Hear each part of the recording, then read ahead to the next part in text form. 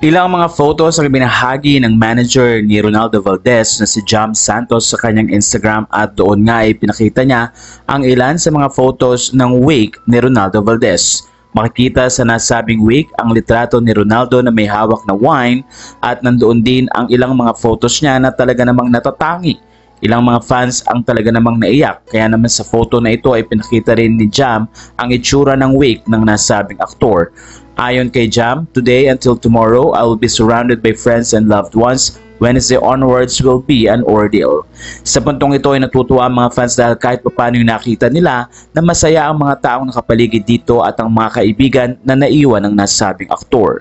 Sa nasabing post ay pinakita rin ni Jam ang isa sa mga video na kung saan nga ay tinanggap ni Ronaldo Valdez ang honor or award. At doon nga ay kinuwento ng nasabing aktor ang ilan sa mga ordeals o mga nararanasan niya sa kanyang buhay, pero nagpapasalamat siya sa mga proyektong sa kanya ay ibinibigay, lalo na't magaganda at kasama niya ang mga artistang katulad ni Catherine Bernardo at Daniel Padilla.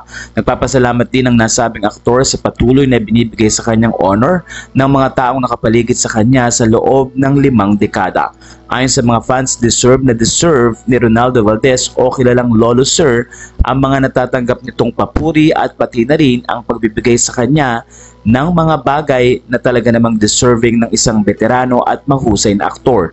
Natuwa din ng mga fans dahil maayos ang manager na si Jam Santos na patuloy ang pagsuporta at hindi nga rin mapigil ni Ronaldo Valdez na magpasalamat sa kanyang manager na si Jam na ayon sa kanya ay isang espesyal na tao at sobrang lapit sa kanyang puso.